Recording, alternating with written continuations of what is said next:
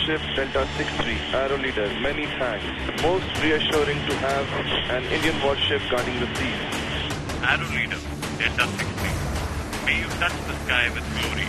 Happy landing. राष्ट्र रक्षा समम पुण्य, राष्ट्र रक्षा समम व्रतम, राष्ट्र रक्षा समम यज्ञो, दृष्टो नैव च। यानी मैं राष्ट्र रक्षा जैसा न तो कोई पुण्य देखता हूँ, न राष्ट्र रक्षा जैसा कोई व्रत, और न ही राष्ट्र रक्षा जैसा कोई यज्ञ।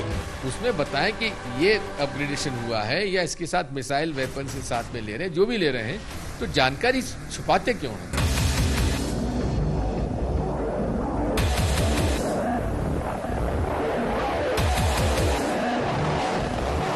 और दुश्मन जो छोटी मोटी अपनी खिड़कियों में खड़े होकर शरारतें करते हैं, उनकी आंखें बंद करने के लिए रफाल का नाम ही काफी है।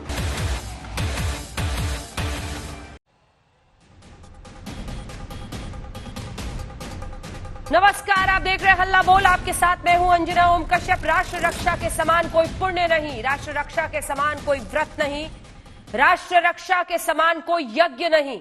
संस्कृत में ये बातें प्रधानमंत्री नरेंद्र मोदी ने तब कही जब दुनिया का सबसे बेहतरीन लड़ाकू विमान राफेल भारतीय सैन्य ताकत का हिस्सा बन गया। दोपहर के करीब 3:05 पर 5 राफेल विमानों ने अंबाला एयरबेस में एंट्री ली, लेकिन राफेल के आते ही एक बार फिर से सियासत शुरू हो गई। कांग्रेस ने सरकार से फिर वही पुराने सवाल दागे, कीमत क्यों नहीं बताते, देरी क्यों हुई, मतलब 2019 में फेल, फिर भी राफेल। ये रिपोर्ट फिर चर्चा की शुरुआत, क्योंकि आमने सामने की टक्कर में आज सुधांशु त्रिवेदी, भारतीय जनता पार्टी के सांसद और राष्ट्रीय प्रवक्ता, जुड़ेंगे और उनके सामने होंगे गौरव वल्लभ, राष्ट्रीय प्रवक्ता कांग्रेस पार्टी के। लेकिन बहस से पहले ये रिपोर्ट।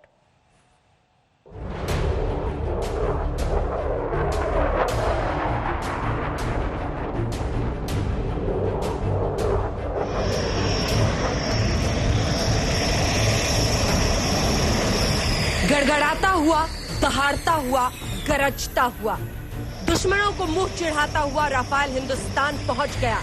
उस वक्त दोपहर के करीब 3:08 का वक्त रहा होगा जब 5 राफेल लड़ाकू विमानों ने एक के बाद एक करके अंबाला एयरबेस की जमीन को छुआ।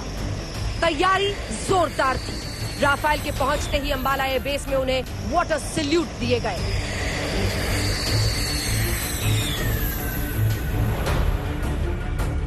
वायुसेना प्रमुख अंबाला एयरबेस में मौजूद थे। उन्होंने फ्रांस से विमानों को लेकर हिंदुस्तान पहुंचे अपने जाबाज पायलटों से मुलाकात की और उनके हौसले को सलाम किया। इससे पहले राफेल जैसे ही हिंदुस्तानी समंदर के ऊपर पहुंचा, INS कोलकाता में मौजूद कमांडर्स ने उनका स्वागत किया। इसके बाद हिंदुस्तानी आसमान में 5 राफेल विमानों को 2 सुखोई MKI विमानों ने जोरदार स्वागत किया। दोनों सुखोई राफेल को एस्कॉर्ट करते रहे। Welcome to the Indian Ocean. Naval Warship Delta 63, Arrow Leader, many thanks. Most reassuring to have an Indian warship guarding the seas. Arrow Leader, Delta 63, may you touch the sky with glory. Happy landings. Delta 63, Arrow Leader, wish you fair winds. Happy hunting, over and out. आज ऐतिहासिक दिन है। देश का इंतजार पूरा हो गया और हमारे जवानों का मनोबल 7वें आसमान पर पहुंच गया। राष्ट्र रक्षा समम पुण्य, राष्ट्र रक्षा समम व्रतम, राष्ट्र रक्षा समम यज्ञो, दृष्टो नैव च। यानी मैं राष्ट्र रक्षा जैसा न तो कोई पुण्य देखता हूँ, न राष्ट्र रक्षा जैसा कोई व्रत, और न ही राष्ट्र रक्षा जैसा कोई यज्ञ। राफेल के हिंदुस्तान पहुंचने पर रक्षा मंत्री ने ट्वीट किया, अगर भारतीय वायुसेना की इस ताकत से किसी को डरने की जरूरत है तो वो लोग हैं जो हमारी संप्रभुता और अखंडता के लिए खतरा बनना चाहते हैं। फ्रांस से खरीदा गया राफेल वो लड़ाकू विमान है जिस पर देश के भीतर जोरदार सियासत हुई। वो सियासत तब भी जारी है जब राफेल हिंदुस्तान का हिस्सा हो गया। कांग्रेस के महासचिव दिग्विजय सिंह ने ट्वीट किया, एक राफेल की कीमत कांग्रेस सरकार ने 746 करोड़ तय की थी, लेकिन चौकीदार महोदय कई बार संसद में और संसद के बाहर भी मांग करने के बावजूद आज तक एक राफेल कितने में खरीदा बताने से बच रहे हैं। क्यों? क्योंकि चौकीदार जी की चोरी उजागर हो जाएगी। चौकीदार जी, अब तो उसकी कीमत बता दीजिए। 36 हवाई जहाज खरीदे तो लगता है कि लगभग 1660 करोड़ प्रति हवाई जहाज की कीमत आती है, जबकि 746 करोड़ में वो लोग देने के लिए तैयार थे। उसमें बताएं कि ये अपग्रेडेशन हुआ है या इसके साथ मिसाइल वेपन से साथ में ले रहे हैं, जो भी ले रहे हैं, तो जानकारी छुपाते क्यों? दिग्विजय सिंह के बाद कांग्रेस के प्रवक्ता रणदीप सुरजेवाला ने भी राफेल को लेकर सरकार पर निशाना साधा। उन्होंने लिखा, राफेल का भारत में स्वागत, वायुसेना के जांबाज लड़ाकुओं को बधाई। आज हर देशभक्त ये जरूर पूछे, 526 करोड़ का एक राफेल अब 1670 करोड़ में क्यों? 126 राफेल की बजाय 36 ही क्यों? मेक इन इंडिया की बजाय मेक इन फ्रांस क्यों? और 5 साल की देरी क्यों? राफेल पर सियासत अपनी जगह है, लेकिन इसमें कोई शक नहीं कि आधुनिक मिसाइलों और अत्याधुनिक तकनीक से लैस राफेल दुश्मनों का काल साबित होगा। अंबाला से सतेन चौहान के साथ आज तक ब्यूरो। और आइए चर्चा की शुरुआत करते हैं। हमारे साथ सुधांशु त्रिवेदी जी, सांसद और राष्ट्रीय प्रवक्ता भारतीय जनता पार्टी के टक्कर में शामिल हो रहे हैं। गौरव वल्लभ जी जुड़ गए हैं दूसरी तरफ। आज सुधांशु जी, पहला सवाल जरा गौरव वल्लभ जी से किया जाए।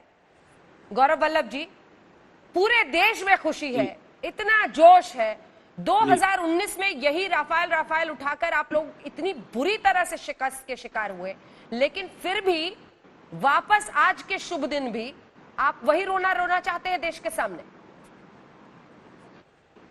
अंजना जी, मैं कांग्रेस पार्टी का ऑफिशियल स्पोक्सपर्सन हूं, तो मैं जो भी बोलूंगा कांग्रेस पार्टी की तरफ से बोल रहा हूं। नंबर एक चीज अंजना जी, और बड़े सम्मान के साथ और बड़े हर्ष के साथ ये एक वाक्य बोल रहा हूं कि आज 5 राफेल का हिंदुस्तान की सरजमी पर मैं सैल्यूट करके स्वागत करता हूं। ये के लिए और समस्त देशवासियों के लिए एक बहुत ही बड़ा और गौरव प्रदान करने वाला चीज है। और मुझे खुशी इस बात की है कि जिस हवाई जहाज को कांग्रेस पार्टी ने शॉर्टलिस्ट किया, जिस हवाई जहाज को कांग्रेस पार्टी ने फाइनलाइज किया, वो हवाई जहाज आज देश की, हिंदुस्तान की सरजमी पर आ चुका है।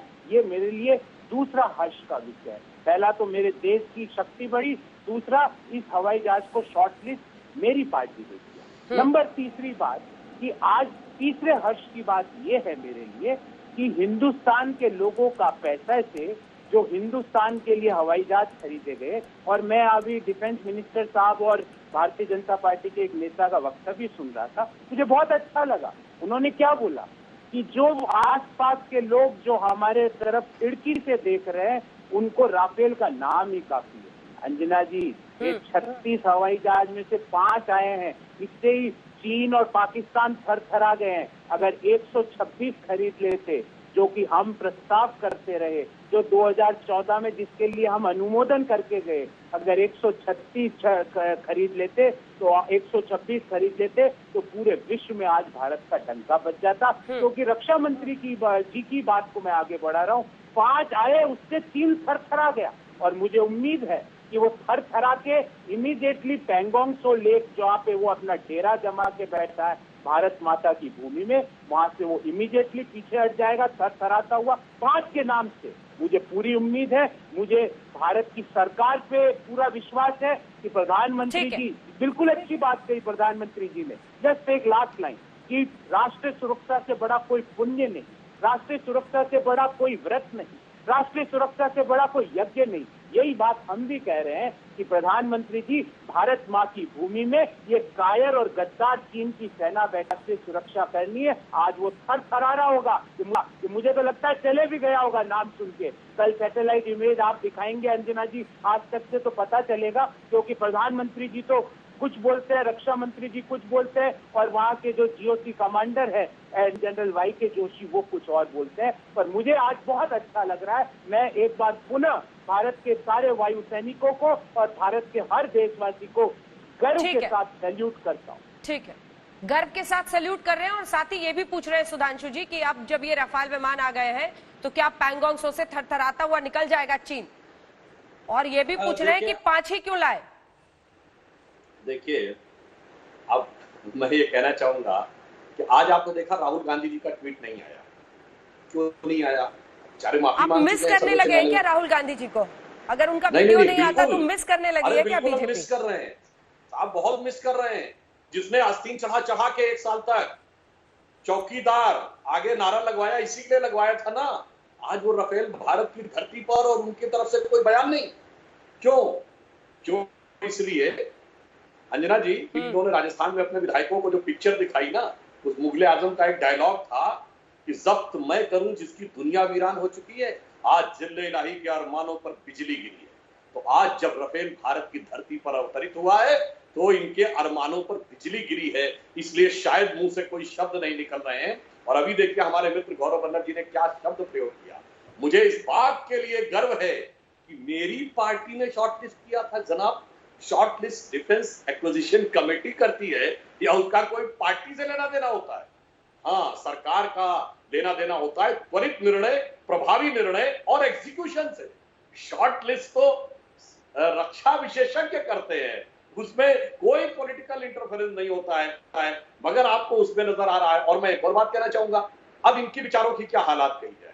न बेचारे पायलट को समझ पाए, न जहाज को समझ पाए, तो इनकी हालात किसी से छुपती ही नहीं है। आज प्रधानमंत्री जी ने जो ट्वीट किया, अब उसमें इन्होंने राष्ट्र रक्षा के लिए बात कही, तो व्रत, पुण्य और यज्ञ तो इनकी समझ से परे है, क्योंकि सांप्रदायिक शब्द है।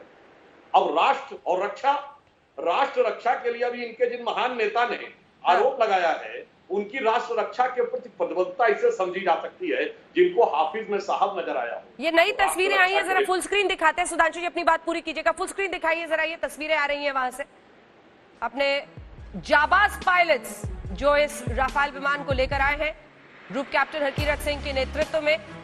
ये पूरा राफेल का बेड़ा उठाकर, ये देखिए भव्य नजारा। फाइटर पायलट्स जो राफेल को लेकर आए हैं, राफेल के रखवाले कह लीजिए इन्हें, क्योंकि आजकल सबकी नजर इन्हीं तमाम पायलट्स पर है जो इस जबरदस्त लड़ाकू विमान को लेकर भारत की सरजमी पर लैंड किए हैं। ये तस्वीर हर किसी के लिए रोमांचक। कौन होगा वो भारतीय जिसका सीना गर्व से नहीं, खुशी से नहीं फूलता होगा इन तस्वीरों को देखकर, जब आप अपने फाइटर पायलट्स को देखते हैं राफेल के साथ। चलिए अपनी बात पूरी कीजिए। लेकिन सुधांशु जी जिस फिल्म का डायलॉग आप बोल रहे हैं, उसी फिल्म में एक डायलॉग ये भी है प्रभु कि जिले लाही कांटों को मुरझाने का खौफ नहीं होता। अब ये तो पहले ही हार चुके हैं, ऐसे निचले स्तर पर है, तो इनके लिए वहां से पत्थर उछालना तो आसान है, लेकिन सवाल पूछ रहे हैं। अब मैं उसका भी जवाब देता हूँ, आपने लाइन का इसका भी जवाब दे देता हूँ। अंजना जी बहुत सही आपने कहा। अरे जिनके हाथ में गुलाब था 4 पीढ़ी से, उन्हें मुरझाने का खौफ था। हमारे नेता तो हमेशा कांटों के ही बीच में से आगे निकले, इसलिए मुरझाए नहीं, वो बढ़ते चले गए। अब मैं ये कह रहा हूँ, जो अभी आपने ये दिखाया शॉट, इसमें मैं एयर चीफ मार्शल भदौरिया साहब को पहचान रहा हूँ। आपने कहा किसका सीना गर्व से नहीं पड़ जाएगा। बिल्कुल हर भारतीय को गर्व होगा, सिवाय उसके जिनको हाफिज में साहब नजर आता था, ओसामा में जी नजर आता था, जाकिर में शांति का मसीहा नजर आता था, अफजल में हारात का मारा नजर आता था, इशरत में बेटी नजर आती थी, और भारत का सैन्य कमांडर, सैन्य चीफ, सड़क छाप गुंडा नजर आता था। बस उनको गर्व नहीं होगा। मैं अपने पहले वाक्य पे जाता हूं, उनके अरमानों पर बिजली गिरी है। बाकी हर भारतीय गर्व से पूरी तरह प्रसन्न चित्त है कि आज हमारी शक्ति में और वृद्धि हो गई। बस ये अंतर है हमारी सोच और उनकी सोच। गौरव जी, सुधांशु जी आज राहुल गांधी को बहुत मिस कर रहे हैं, कह रहे हैं आज राफेल आया था, 2 लाइन लिख देते। अच्छा जी सुधांशु जी, मैं आपको विश्वास दिलाता हूं कि आपको हतोत्साहित नहीं होना पड़ेगा। पर मैं आपसे दूसरी, मैंने जो सवाल पूछा सुधांशु जी, आज मैं तू मैं नहीं करता, और आपके साथ तो मैंने कभी नहीं किया है, क्योंकि मैं आपकी शिक्षा का और आपकी वाणी का सम्मान करता हूँ। मेरा सवाल बिल्कुल सिंपल था सुधांशु जी। राजनाथ सिंह जी ने और बीजेपी के एक नेता और जो रिपोर्ट में मैं देख रहा था, उन्होंने क्या कहा कि दुश्मन थरथरा जाएगा, चीन थरथरा जाएगा, पाकिस्तान थरथरा जाएगा। बिल्कुल सही कहा, मैं दिल से उस वाक्य का स्वागत करता हूँ। तो सुधांशु जी, मेरा सवाल बिल्कुल छोटा सा है कि 126 से ज्यादा थरथराता कि 36 विमान जो आपने खरीदे उससे ज्यादा थरथराएगा? मेरा छोटा सा सवाल है सुधांशु जी। दिल्ली इलाई, मुगले आजम, मेरे को पता आपको बहुत डायलॉग आते हैं, तो मुझे उससे डायलॉग नहीं आते सुधांशु जी। मेरे को तो सीधी बात पूछनी आती है कि 136 से ज्यादा थरथराता 126 से कि 36 से ज्यादा थरथरा जाएगा, ये बता दीजिए। ठीक है सुधांशु जी, सीधा सवाल है, सीधा जवाब। बिल्कुल सीधा जवाब। इन्होंने 126 का कॉन्ट्रैक्ट किया, मगर अंतर जानते क्या था? वो 126 खरीद नहीं थी, वो ज्वाइंट मैन्युफैक्चरिंग थी। जो ये कह रहे हैं ना, HAL के साथ मिलकर ज्वाइंट मैन्युफैक्चरिंग थी। और क्यों नहीं? मैन्युफैक्चरिंग में कितना समय लगता है एक जहाज को बनाने में?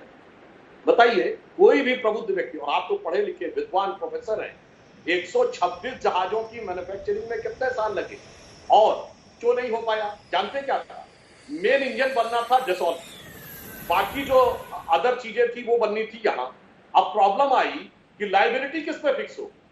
जसौल कंपनी का कहना था जब पूरा हम नहीं बना रहे तो हमारी लायबिलिटी कैसे? HAL का कहना था पूरा हम नहीं बना रहे तो हमारी लायबिलिटी कैसे? वहीं पे मामला अटक गया। अब जो हमने 36 लिए ना, ये डायरेक्ट परचेज, क्योंकि अगर उसमें अटके रहते और अब फिर शुरू करते तो आपको पता है LCA कंप्लीट होने में 3 साल लगे थे, सॉरी 30 साल लगे थे, 3 दशक लगे। तो अगर हम आपकी प्रक्रिया पे चलते तो ये अगले 5 साल नहीं आ पाते। और ये 36 की पहली खेप आई है, वो ये थोड़ी कह रहा है कि 5 से 5 आनी शुरुआत हो गई। इसलिए 126 और 36 का अंतर है। वो ज्वाइंट मैन्युफैक्चरिंग था, ये डायरेक्ट परचेज है। ज्वाइंट मैन्युफैक्चरिंग की टेक्निकलिटीज में ही 10 साल मामला अटका रहा था, यहाँ direct purchase government to government हुई है, इसलिए मामला स्मूथली, क्विकली एंड फास्टली हो गया। गौरव वल्लभ जी, गौरव वल्लभ जी। सुधांशु जी, मैं देश वाइज सवाल पूछूंगा और आपने कुछ चीजों का जिक्र किया, उसका जवाब भी दूंगा। 13 मार्च 2014 जब UPA 2 की सरकार थी देश में, एक work share agreement joint sign होता है हिंदुस्तान एरोनॉटिक्स लिमिटेड और डसॉल्ट एविएशन। आपको HAL पे इतना कम भरोसा क्यों है सुधांशु जी? HAL में भी अपनी गुणवत्ता है, अपना मापदा है कि वो बड़े बड़े जहाज बना सकता है। वर्क शेयर एग्रीमेंट साइन हो चुका था। फिर दूसरी डेट सुधांशु जी आपको याद दिलाना चाहूंगा, 4 मार्च 2014, ये भी जब आपकी सरकार नहीं बनी थी, मोदी जी प्रधानमंत्री नहीं बने थे, जब का दिन है। 4 मार्च 2014 को डिफेंस मिनिस्ट्री का मेमो है और उसमें क्या लिखा है? Expected to be finalised in next 1 month, I unquote. Sudhanshu ji, मैं बिना अंधेरे में तीर नहीं चलाता हूँ। 126 जहाज की जब जरूरत थी भारतीय वायुसेना को, उसने बार बार कहा कि हमें 7 बड़े स्क्वाड्रन चाहिए, आप 2 स्क्वाड्रन ही देना चाहते हो, ऐसा क्यों? मैं चाहता हूँ चीन इतना थरथरा जाए, इतना घबरा जाए, क्योंकि 5 से आज इतना घबरा गया होगा, मुझे पूरी उम्मीद है। आज जो गर्जना हुई है अंबाला एयरबेस पे, उस गर्जना की आवाज पैंगोंग त्सो लेक में बैठे चीनी सैनिकों ने सुनी होगी और वो भारत माँ की भूमि को छोड़ के पीछे हट जाएंगे। और 126 आ जाते ना गुरुदेव, तो ये गर्जना पूरे विश्व को हिला देती। मैं ये कहना चाहता हूँ, मेरा यही सवाल है। और आप बार बार HAL को इतना कम करके मत आंकिए सर, बहुत पुराना इतिहास है उस कंपनी का, उसके पास टेक्नोलॉजी है, उसके पास लोग हैं। हिंदुस्तान के लोग अच्छे हवाई जहाज बना सकते हैं सुधांशु जी, विश्वास रखिए। ठीक है, इसका जवाब उनसे लेते हैं, लेकिन आप मजाक उड़ा रहे हैं, कटाक्ष कर रहे हैं, क्या कह रहे हैं समझ नहीं आ रहा सर। बार बार जो आप कह रहे हैं कि यहाँ पर आ गया तो इस गर्जना से चीनी भाग जाएंगे, ये क्या है? आप गंभीरता को समझते हैं इस इशू के? मैं मजाक को नहीं करता हूँ, मैं कभी मजाक नहीं करता हूँ। अच्छा। मैं ये कह रहा हूँ पैंगोंग त्सो लेक में जो भारत माता की भूमि में चीनी सैनिक घुसे हुए हैं, वो इस गर्जना से घबराएंगे और मुझे विश्वास है। और नहीं घबराएंगे तो हमारे वीर सैनिक उनको हटाएंगे, मुझे पूरा विश्वास है। मैं ये बोलना चाह रहा हूँ, ये स्ट्रेटेजिक इश्यूज में अंजना जी, मैं कभी मजाक या कंटेक्चुअल करने की बात नहीं करता। वो आपकी नंबर थ्योरी से कन्विंस नहीं है। उनको अभी भी लग रहा है कि ये जो 5 आप लाए, आपने क्वांटिटी के साथ समझौता किया है। आप बिल्कुल फैक्ट पे बात करते हैं। गौरव वल्लभ जी ने 2 डेट्स बोली, वो डेट क्यों नहीं बोली जब ये राफेल की शुरुआत हुई? राफेल का कॉन्सेप्ट तो कारगिल वॉर के बाद आ गया था ना, जब आपकी सरकार आई उस समय ही ये बात आगे बढ़ चुकी थी। 72 मीटिंग्स तो हमारी सरकार के समय में हुई। ये बताइए, आपकी सरकार के समय में 2000 से 2014 मार्च तक सिर्फ इतना ही हो पाया, क्यों? और एचएएल की जहां तक बात, एक टेक्निकल पॉइंट मैंने जवाब दे दिया था, क्योंकि लाइबिलिटी का इशू आ रहा था कि अगर कोई फॉल्ट निकलेगी तो किसकी जिम्मेदारी होगी, एचएएल की या डसॉल्ट? दूसरा एक इशू और भी था, आपकी सरकार का आधिकारिक बयान है कि एचएएल ने लिख के दिया था कि हमारे पास जो कॉन्ट्रैक्ट्स हैं अभी 10 साल हम और कॉन्ट्रैक्ट्स लेने की स्थिति में नहीं है। तो सरकार की, आप अभी की सरकार के समय वह एक स्थिति बन गई। अगर बात बतानी है तो AK एंटोनी साहब का दिया गया संसद के पटल पर वह बयान भी बता दीजिए कि एचएएल क्यों उसको एक्सेप्ट करने को तैयार नहीं था। और जो मैंने आपको दूसरा बताया, आपके में 10 साल तक ये चीज क्यों होती है? एक बार सब कुछ कंप्लीट हो गया अंजना जी, फिर फाइल पे लिख दिया गया कि एक बार पुनः रिविजिट कर लिया जाए, वी एक्सेप्ट, यानी स्वीकार कर लिया कि होना चाहिए, मगर उसको पुनः रिविजिट कर दिया जाए। तो इस प्रकार की बातों के कारण ही यह लगातार ये बातें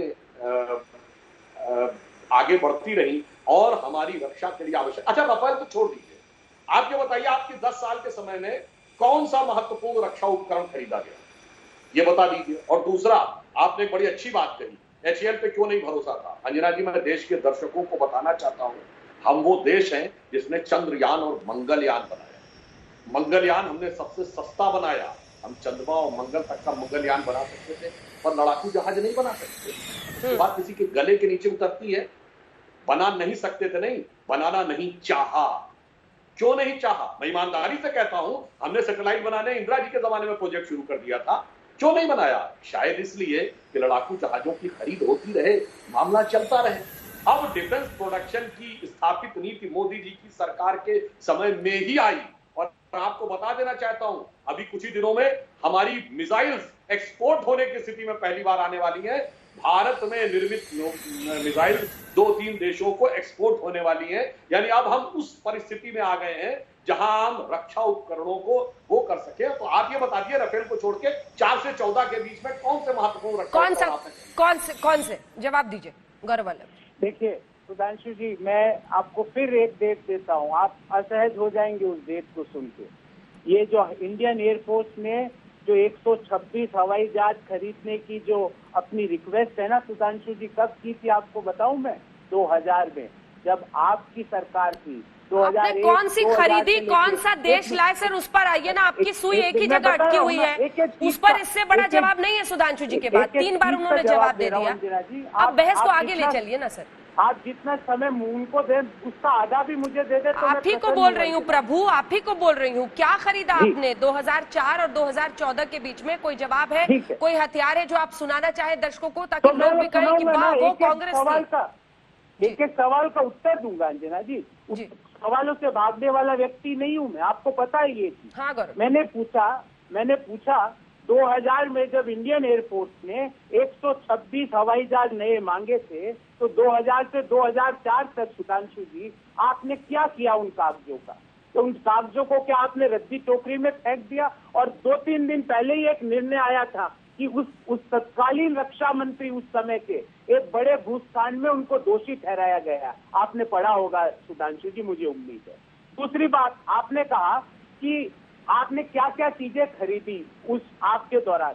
सुधांशु जी, आपको भी पता है 6 साल हो गए आज सरकार को, 6 साल से ज्यादा हो गए। आज ही 5 राफेल विमान क्यों आए? क्योंकि डिफेंस प्रोक्योरमेंट समय लेता है, समय लगता है उनको। L1 बिडिंग हमने 2011 में राफेल की कर ली थी, उसके बाद 14 में मैंने आपको मेमो तक पढ़ के सुना दिया, आप चुप है उस बात पे।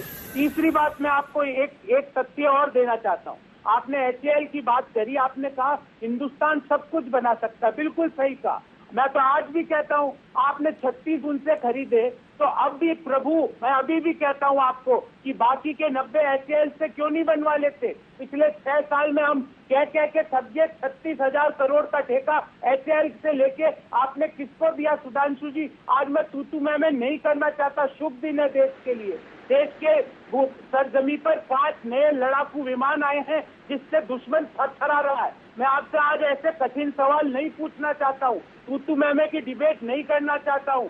देश आज कोरोना महामारी में फंसा हुआ है, 50,000 केस प्रतिदिन बढ़ते जा रहे हैं। तो इन सब चीजों में मेरे तो सीधे से सवाल है, 126 ज्यादा है कि 36 ज्यादा है? नंबर 1। नंबर 2, 6 साल आपने क्या किया, मैं भी आपसे पूछ सकता हूँ, आप जवाब दे दीजिए उसका। नंबर 3, 2000 से 2004 तक आपने क्या क्या खरीदा? 126 जहाजों को आप बंद लिफाफे में बंद करके क्यों बैठ गए? नंबर 4, HAL से आज भी बनवाने का ऑर्डर क्यों नहीं देते? क्यों नहीं भरोसा करते हमारी सार्वजनिक क्षेत्र की कंपनियों को? क्या आप सिर्फ सार्वजनिक क्षेत्र की कंपनियों को बेचने के लिए बैठे हैं कि उनसे उनकी उपयोगिता और एफिशिएंसी बढ़ाने के लिए बैठे हैं? ये 4 सिंपल सवाल पूछे हैं, मैं तू मैं नहीं करना चाहता हूँ। अब आप जवाब दे दीजिए, मैं शांति से सुन रहा हूँ। ठीक है, इसका जवाब लेंगे, इसका जवाब लेंगे। एक second sir. Farmer air chief marshal V S Dhanoa ने कहा है कि गेम चेंजर राफेल साबित होगा। पूर्व अधिकारियों को आप बहुत कोट करते हैं गौरव जी, लेकिन इससे पहले कि हम आपको सुनाएं ये सब कुछ और चर्चा आगे लिए चले, आइए आपको सुनाते हैं इंडिया टुडे कॉन्क्लेव 2 मार्च और 2019 यानी पिछले वर्ष जब इंडिया टुडे कॉन्क्लेव में प्रधानमंत्री नरेंद्र मोदी आए थे, तब उन्होंने खास तौर पर राफेल का जिक्र किया था। ये आज महत्वपूर्ण लगता है। उस दिन और आज के दिन के बीच का फासला है। आज राफेल हिंदुस्तान पहुंच गया है। सुनिए क्या कहा था प्रधानमंत्री नरेंद्र मोदी ने। राफेल की कमी आज देश ने महसूस की है। आज हिंदुस्तान एक स्वर में कह रहा है कि अगर हमारे पास आज राफेल होता तो शायद इससे भी नतीजा कुछ और होता। और ये बात हम साफ साफ समझे कि राफेल पर पहले स्वार्थ नीति,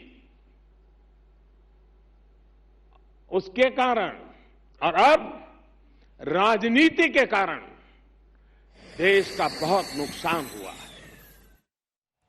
इसका मतलब गौरव वल्लभ जी आप समझ रहे होंगे, प्रधानमंत्री ने कहा कि राजनीति की वजह से बहुत नुकसान हो रहा है। खास तौर पर इसी राफेल को लेकर प्रधानमंत्री नरेंद्र मोदी पर आपकी पार्टी लगातार हमला करती रही।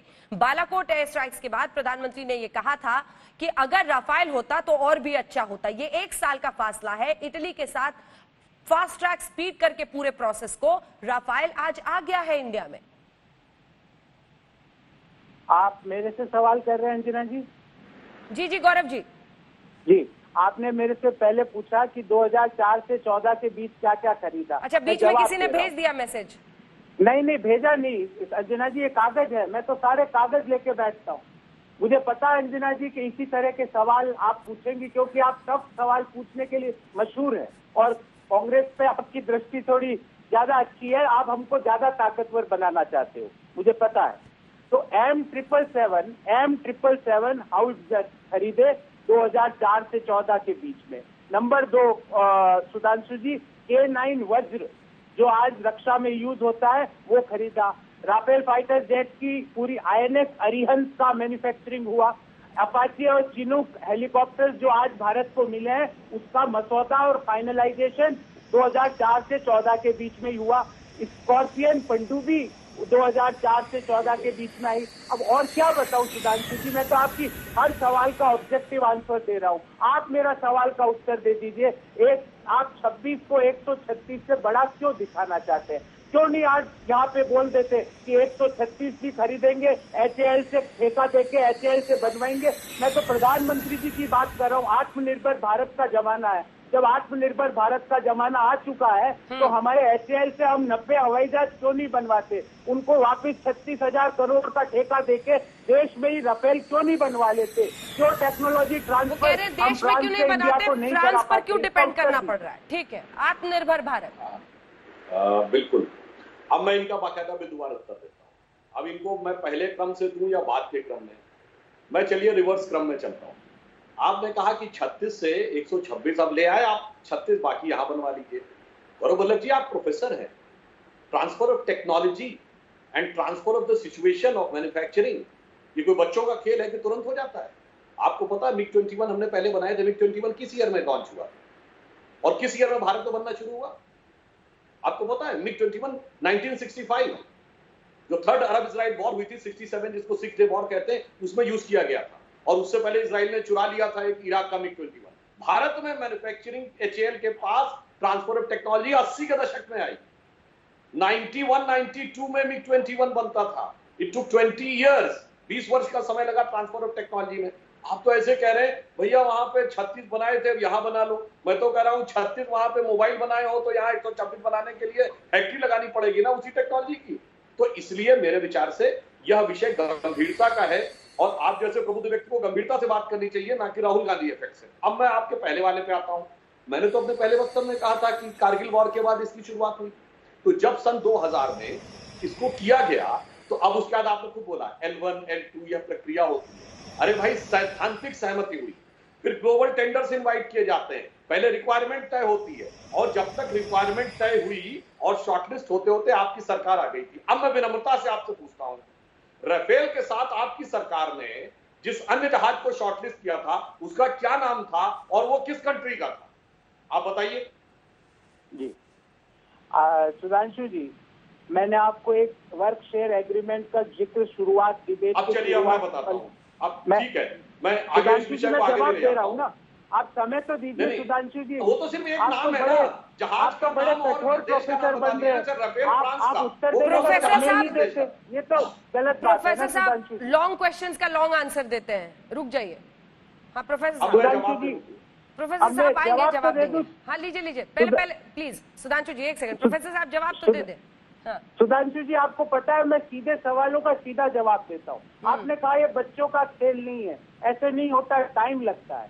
सुधांशु जी 4 मार्च 2014 को और 13 मार्च 2014 बहुत इंपॉर्टेंट डेट है, वर्क शेयर एग्रीमेंट साइन हो चुका था HAL और डसोल्ट के बीच। आपने आके उसको भंग कर दिया। उस वर्क शेयर एग्रीमेंट में सुधांशु जी अगले 4 साल में ये सारे के सारे हवाई जहाज जो बाकी बचे 108 हवाई जहाज थे राफेल, वो भारत में HAL बनाता, टेक्नोलॉजी ट्रांसफर का उसमें उल्लेख किया गया था। सुधांशु जी आपने आके उसको स्क्रैप कर दिया। आप जो चाहे वो कर सकते हैं, आपकी सरकार है, पर आप अपने ही लोगों पे, अपने ही सार्वजनिक क्षेत्र के उपक्रमों पे विश्वास नहीं करते, HAL पे विश्वास नहीं करते, औने पौने दामों में आप PSU बेचते जा रहे हैं। आप करिए, पर देश आपको माफ नहीं करेगा। 36,000 करोड़ का ठेका लेके आपने देश ने तो 2019 में गौरव जी 2019 में देश ने तो आपका ये सुना नहीं ना सर, राफेल। ठीक है सुधांशु जी बोलिए बोलिए। अब मैं देखिए वो केबीसी की तरह ऐसा नहीं होगा कि मैंने प्रश्न पूछ के छोड़ दिया। वो दूसरा जो आपने शॉर्टलिस्ट किया था राफेल के साथ, तो वो था यूरोफाइटर, जो 6 यूरोपीय देशों का एक साझा प्रोजेक्ट था। अब आप इस पे आ रहे हैं कि 4 वर्ष के अंदर बनने का वो था। अरे भाई मैं पूरी ईमानदारी से पूछता हूँ, भारत को छोड़िए, दुनिया में एक हवाई जहाज बताइए जो 4 साल में बनकर तैयार हो गया।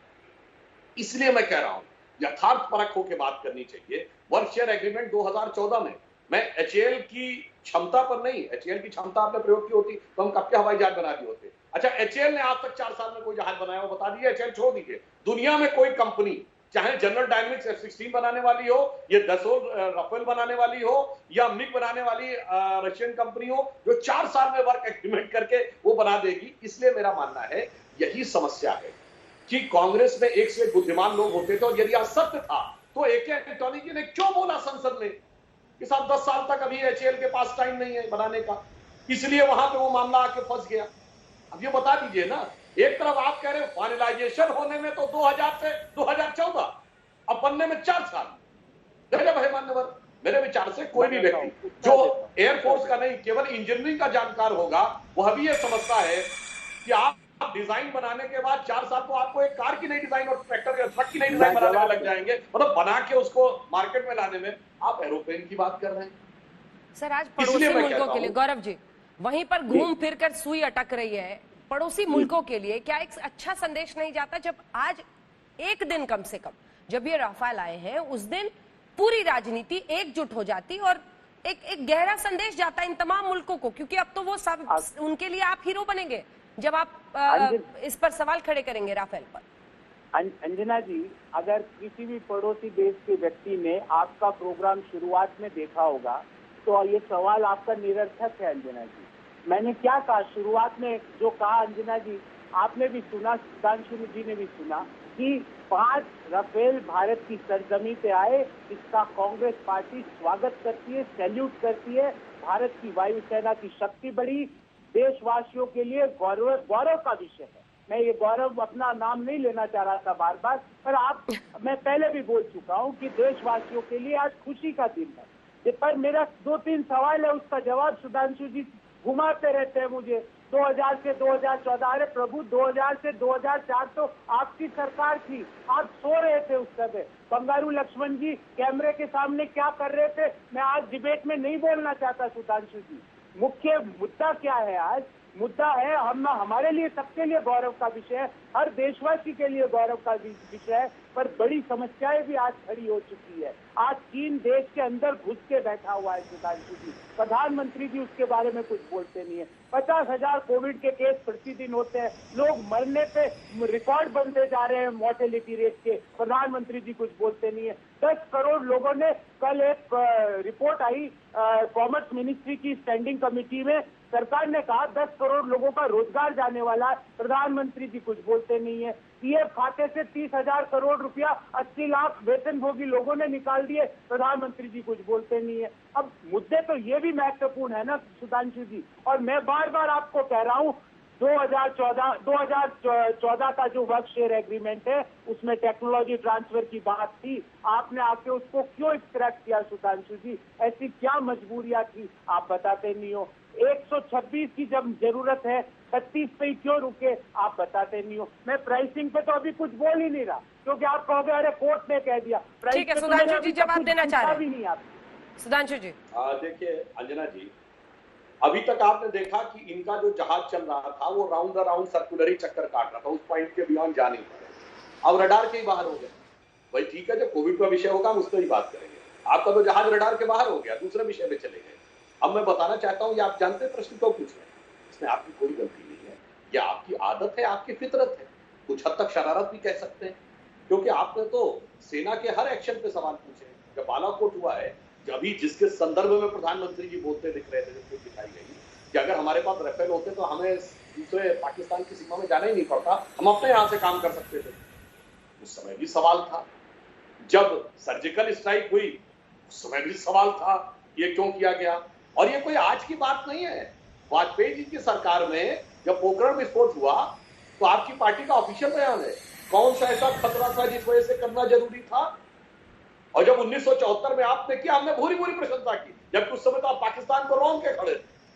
यानी उसके बाद कोई ऐसी स्थिति नहीं थी कि जो खतरे की बात हो। मगर मैंने कहा ना, चाहे 98 का पोखरण विस्फोट हो, कारगिल के समय आपने बोफोर्स तोपों का मुद्दा उठाया, सर्जिकल स्ट्राइक सर्जिकल हो गई, बालाकोट में पेड़ गिरे थे कि बिल्डिंग गिरी थे, कौवे मरे थे कि आदमी मरे थे, 30 मरे थे कि 300 मरे थे। डोकलाम के समय आप चाय पीते हुए, मतलब लंच डिनर करते हुए पाए गए थे, और अभी जो विवाद हुआ उसमें हमेशा रोज बरोज सवाल करते पाए गए थे। तो इसलिए मैंने कहा कि जो आपके प्रश्न है इस पे हमें कोई आपत्ति नहीं है, परंतु ये प्रश्न ऑब्जेक्टिव नहीं है, यानी ये तथ्य नहीं है। मैंने फिर कह रहा हूं, ये आदतन है, फितरतन है, शरारतन। जल्दी से, आपकी आदत हो गई है सर हर जगह। आपको कहीं ये तो नहीं लग रहा कि राजनीतिक फायदा एक के बाद एक ले रहे हैं? पहले राम मंदिर की तारीख पूछ रहे थे, वो भी अब होने वाला है। इधर राफेल की तारीख चल रही थी, अब वो भी आ गया सर। तारीख नहीं बताएंगे आप? मैं कोई नहीं देख रहा हूँ सोशल मीडिया पर कोई पूछ रहा हूँ, तारीख नहीं बता। सुधांशु जी, आपने रडार का जिक्र किया, हालांकि आज बहुत इम्पोर्टेंट विषय है और देश के लिए बहुत मजबूत विषय है, सब देशवासी खुश है। पर हमारे देश में एक रडार विशेषज्ञ है सुधांशु जी, आप ही की पार्टी में है। वो कहते हैं कि हवाई जहाज जब बादलों के अंदर घुस जाता है तो रडार के अंदर नहीं आता है। मैं उस सज्जन का नाम नहीं लेना चाहता क्योंकि गंभीर विषय है, वो सज्जन गंभीरता से बात जनरली नहीं करते। मैंने आपसे जो सवाल पूछे सुधांशु जी, अभी मेरे को एक भी सवाल का उत्तर आपने दिया नहीं। मैंने पूछा 126 क्यों नहीं, जब वायुसेना को 126 की जरूरत है, आपने जवाब दिया। मैं बार बार पूछ रहा हूँ HAL के ऊपर आपको इतना कम भरोसा क्यों है? जब वर्क शेयर एग्रीमेंट साइन हो गया था तो आपने उसको स्क्रैप क्यों किया? आपने उसका जवाब नहीं दिया। मैं पूछ रहा हूँ पैंगोंग तो लेक में हम कैसे चीनी सैनिकों को, जो उन्होंने वहाँ हेलीपैड बना लिए हैं, जहाँ उन्होंने अस्पताल बना लिए हैं, जहाँ वो रेडार लेके बैठे हैं और उनका रेडार वो बादलों के अंदर भी देख लेता है सुधांशु जी, वो वाला रेडार नहीं है जो मजाक आप लोग करते हो, वो रेडार लेके वहाँ बैठे हैं, उनको पीछे कब धकेलोगे? इन सवालों का गंभीरता से उत्तर दीजिए। आप कह रहे हो आप रेडार से बाहर हो गए, मैंने कहा देश के सामने बड़ी चुनौतियां आज और भी है, उसके बारे में जिक्र किया। पर ये तीनों सवाल तो सुरक्षा से रिलेटेड है, आप इनका जवाब दीजिए ऑब्जेक्टिवली, वन बाय वन, तो लोगों को लगे कि आप सवालों को सुनते हैं और सवालों का जवाब देते हैं। बार बार 1973 पोखरण, मैंने आपसे सवाल पूछा 2000 से 2004 के बीच जब वायुसेना ने आपसे हवाई जहाज मांगे, आप चुपचाप क्यों बैठे थे? आपने क्या किया? आपके पास कोई उत्तर नहीं। आपने मेरे से पूछा 2004 से 14 क्या क्या खरीदा, मैंने जवाब दे दिया। अब आप भी जवाब दे ना प्रभु, आप सरकार में हो, सवाल ज्यादा आपसे पूछे जाएंगे, मुझसे नहीं पूछे जाएंगे सुधांशु जी। मैं जब सरकार में हमारी पार्टी आएगी, आपके हर सवाल का ऑब्जेक्टिवली उत्तर दूंगा। सुधांशु जी देखिए, अगर ये इस प्रोग्राम को रिवाइंड करके देखा जाएगा तो मैं हर बार इनकी बात का जवाब दिया, अलग अलग तरीके से मैंने जवाब दिया। आज गौरव जी ट्रेन होकर आए, आज गौरव जी यही सवाल पूछेंगे। पूरा इन्होंने 38 मिनट बिता दिया, वही 4 सवाल। प्रोफेसर साहब, बच्चे भी थक गए होंगे, उसको 4 तरह से जवाब दे चुके हैं सुधांशु जी। सुधांशु जी उसके 4 तरह से जवाब दे चुके हैं, अब वो 5वें तरीके से जवाब देंगे। सुनिए। अंजना जी, इम्पोर्टेंट सवाल है ना, वो बार बार पूछे जाते हैं जब तक उनका उत्तर नहीं मिलता है। ऐसे सवालों को छोड़ने वाला विपक्ष नहीं है कांग्रेस पार्टी। सवाल पूछेगा और जब तक उत्तर नहीं मिलेगा सवाल पूछता जाएगा। सुधांशु जी, अरे साहब, इसीलिए मैं कह रहा हूँ, सवाल तो आपको तब समझ में आएगा जब आप समझना चाहेंगे, जब आप अपनी आंखों से चश्मा उतारेंगे। चश्मा उतारो फिर देखो यारो, दुनिया नहीं है चेहरा पुराना, बदल गई बहुत दुनिया, आप अटके हुए हैं पुराने टाइम में। और मैं एक और बात आपसे कहना चाहता हूँ, जो अभी आपने बात कही कि अब देखिए उसमें हम नहीं जाना चाहेंगे। हम सब ने बचपन में साइंस में क्वेश्चन पढ़ा होगा कि जो बरसाती दिन होते हैं, बादलों से भरी रात में रेडियो साफ क्यों सुनाई पड़ता है? शायद आप सबने भी सुना होगा ये। क्यों? एक टोटल इंटरनल रिफ्लेक्शन एक होता है कॉन्सेप्ट फिजिक्स, जिसमें क्या होता है, रेडियो वेव्स जो है रिफ्लेक्ट होकर नीचे आ जाती है। और रडार का फुल फॉर्म क्या है? Radio detection and ranging. तो अब मैं उस टेक्निकलिटी में नहीं जाना चाहता, क्योंकि उतना टेक्निकलिटी समझना मैं समझता हूं कि आपके बस की है, आपके नेता के बस की नहीं है, इसलिए मैं उस विषय को छोड़ता हूं। मैं आज राजनीतिक विषय के ऊपर आता हूं। मैं सिर्फ ये कहना चाहता हूं कि जो कुछ चीन के साथ हो रहा है, मैं एक ईमानदारी की बात मैंने सिर्फ इसलिए कही कि आप सिर्फ ये देख लीजिए कि जो आप बोलते हैं ये किस देश में उसको कोट किया जाता है, हमारे पक्ष में या उनके पक्ष में। आप कह रहे हैं थर्रा गए, ये हो गए, वो चले गए। अरे भाई, हमने देखा है कौन थर्राता रहा, कौन गुर्राता रहा इतने साल तक। पूर्व रक्षा मंत्री का सदन में दिया बयान है कि इंफ्रास्ट्रक्चर सीमा पर चीन हमसे बहुत आगे। और इतना ही नहीं, उन्होंने कहा हमारी वर्षों से स्थापित नीति रही है कि सीमावर्ती क्षेत्रों में हम इंफ्रास्ट्रक्चर नहीं बनाएंगे। और सुनिए, जब हमारी सरकार आई तो तमाम रोड्स चाइना बॉर्डर पे इन्वायरमेंटल क्लियरेंस से पड़े थे। सबसे पहले 40 दिन में हमने वही क्लियर किए, उसके बाद बननी शुरू हुई। वो रोड को लेकर ही तो आज चीन के पेट में दर्द हो रहा है, जो हमारी रोड आगे वहां तक पहुंच गई है। इसलिए मैं कह रहा हूं कि इन सारे विषयों के ऊपर कभी कभी किसी समय के ऊपर मेरे विचार से चुप रहना ज्यादा बेहतर रहता है। यदि आप प्रशंसा नहीं कर सकते तो मौन धारण कर लेना ज्यादा बेटर है।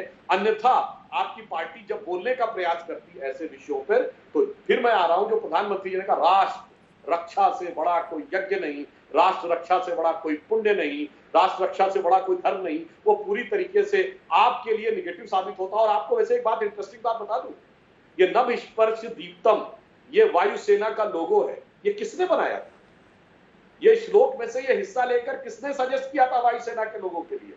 गौरव वल्लभ जी, आपको पता है, आप ही की सरकार के जमाने में हुआ।